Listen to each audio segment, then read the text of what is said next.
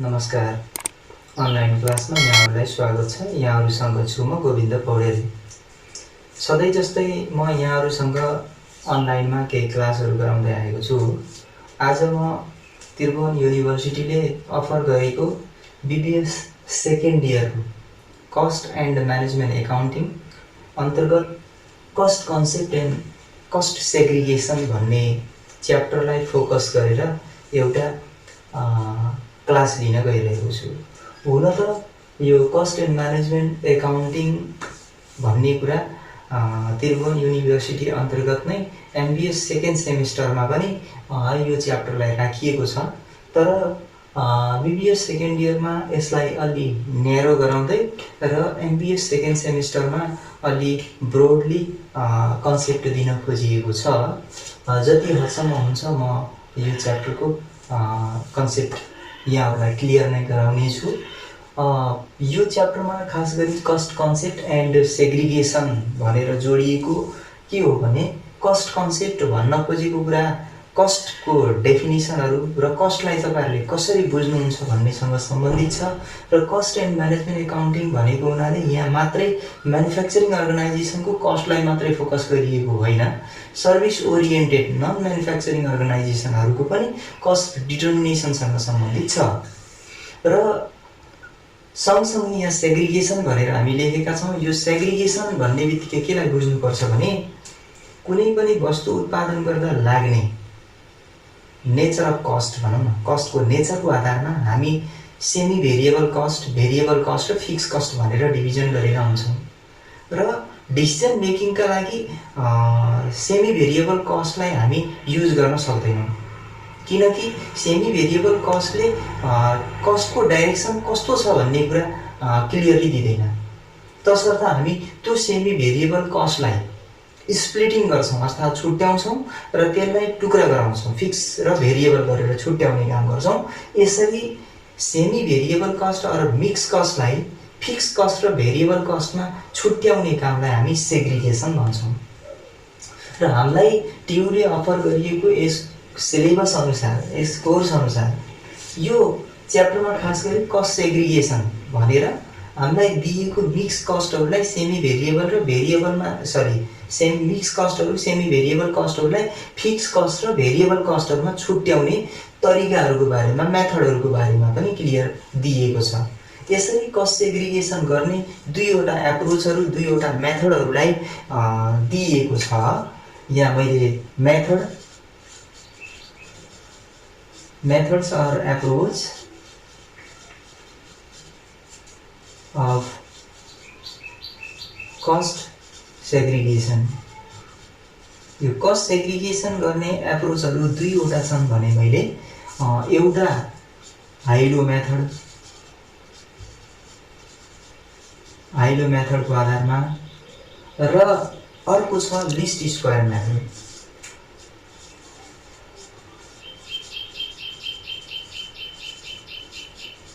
List square method.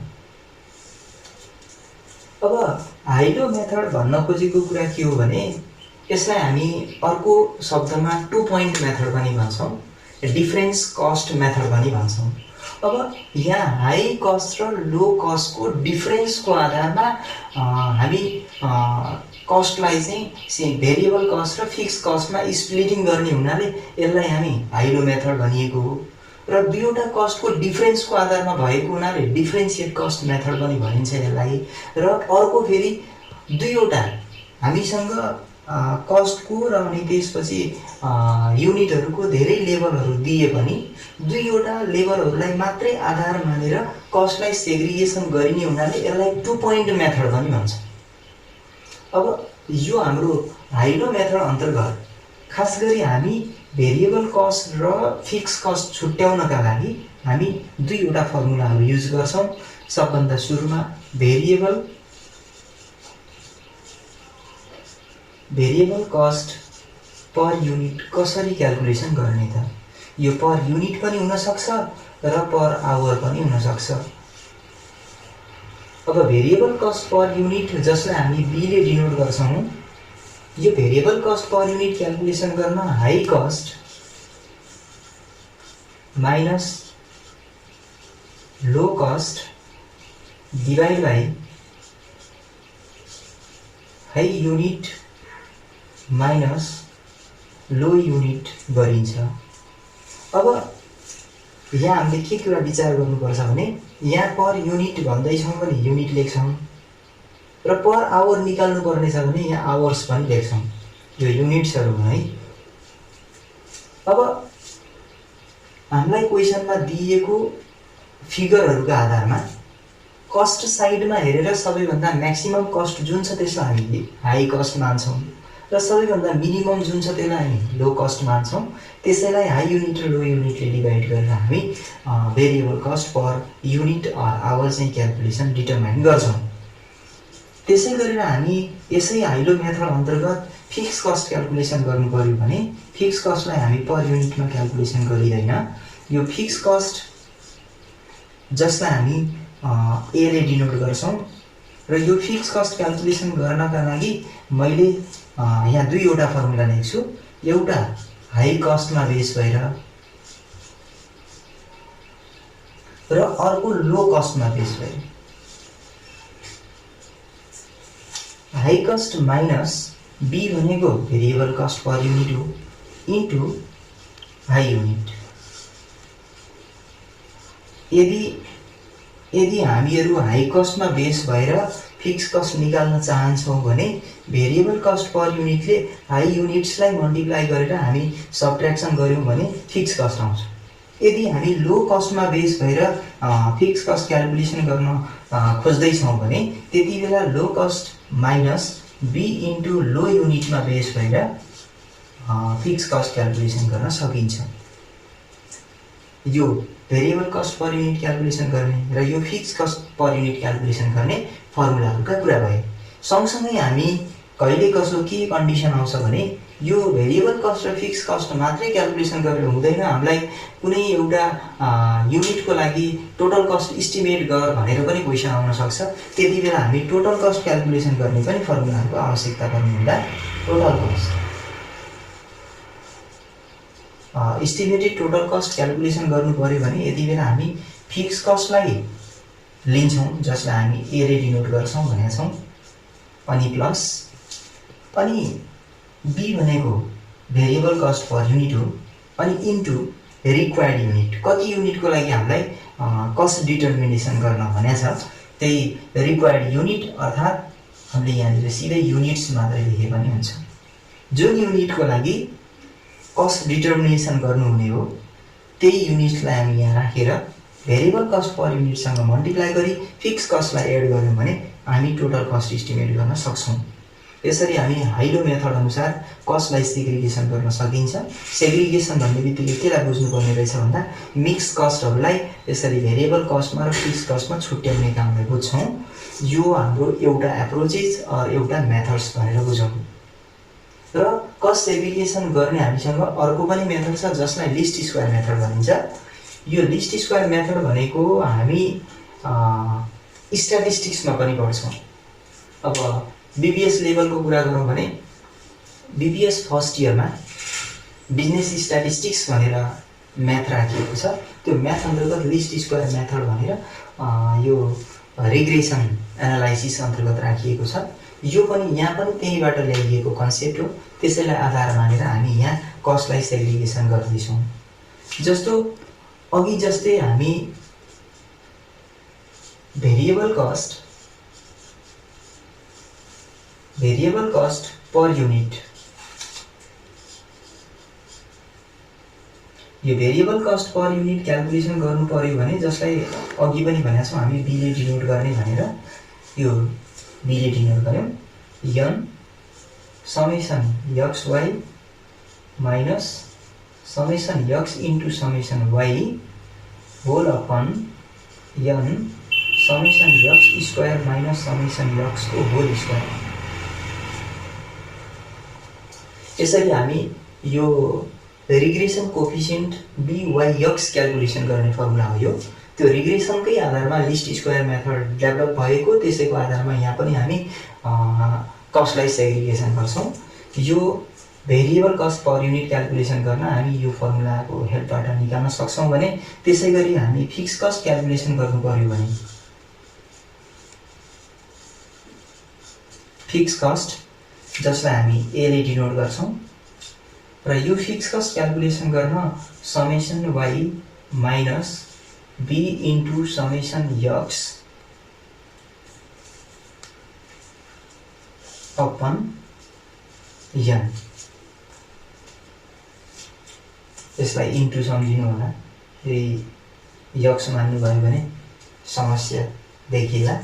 अब यो हामी फिक्स कस्ट र भेरिएबल कस्ट क्याल्कुलेसन गरिसकेपछि हामीलाई टोटल कस्ट पनि क्याल्कुलेसन गर्नुपर्ने हुन्छ र यो टोटल कस्ट यो एस्टिमेटेड टोटल कस्ट क्याल्कुलेसन गर्न यो टोटल कस्टलाई हामी y ले पनि डिनोट गरेको पाउँछौँ। y equal to a plus b x। अब यहाँनिर हामी जाउँ वेयर x ले केलाई डिनोट गर्ने त x भनेको units or hours or sales revenue भनौँ।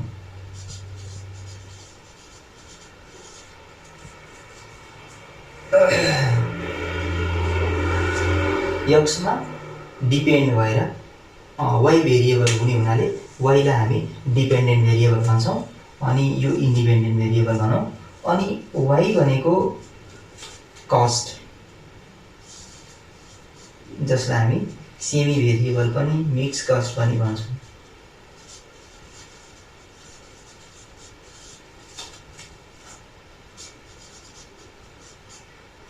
Mix cost. अब यहाँ हामी y लेखेका छौँ, कस्टलाई डिनोट गर्दैछ, त्यही भएर यहाँ पनि y भनेको कस्ट। यहाँ x भनेर अलग्गै लेखेका छौँ, यो x भनेको तपाईको युनिटलाई जनाउँछ।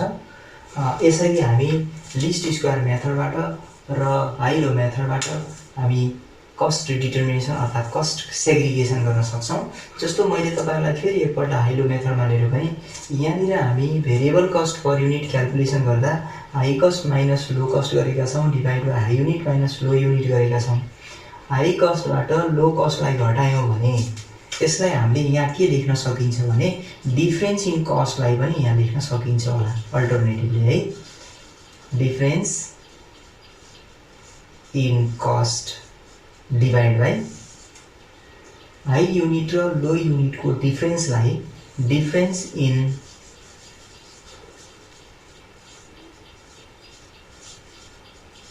युनिट्स पनि लेख्न सकिन्छ। यसरी हामी यो दुईवटा अल्टरनेटिभली यसलाई अर भनेर लेख्दा पनि हुन्छ। यो तपाईको high cost minus low cost यसरी दिएको छ भने हामीहरुसँग दुई तीनवटा फिगर छ भने यसरी लेख्न सकिन्छ। हामीलाई क्वेशनले त्यसरी नदिएर दुईवटा हाई कस्ट र लो कस्टको डिफरेन्स फिगर नै दिएको छ भने यो फर्मुलालाई एप्लाई गरेर हामी भेरिएबल कस्ट पर युनिट निकाल्नु पर्ने हुन्छ।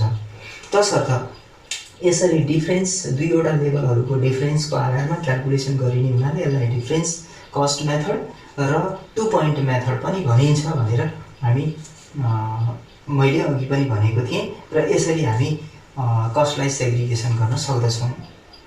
ल हुन्छ त यहाँहरुलाई मैले कस्ट सेग्रिगेसनसँग सम्बन्धित केही कन्सेप्ट दिएँ। अब एमबीएस सेकेन्ड सेमेस्टरमा त तपाईहरुको खाली सेग्रिगेसनलाई मात्रै फोकस गरेको छैन, त्यसमा स्ट्यान्डर्ड इररहरुसँग सम्बन्धित हैन अनि कोएफिसिएन्ट अफ डिटर्मिनेसनसँग सम्बन्धित कुराहरु पनि दिएको छ। अब जतिसम्म सक्छु म त्यो कुराहरुलाई पनि क्लियर गराउने प्रयास गर्नेछु। आजको लागि म यही तपाईहरुलाई एक दुईवटा फर्मुलालाई फोकस गरेर यो फर्मुला विशेष क्लास गरे। आजको लागि यति नै भन्दै बिदा हुन चाहन्छु। हस्त धन्यवाद।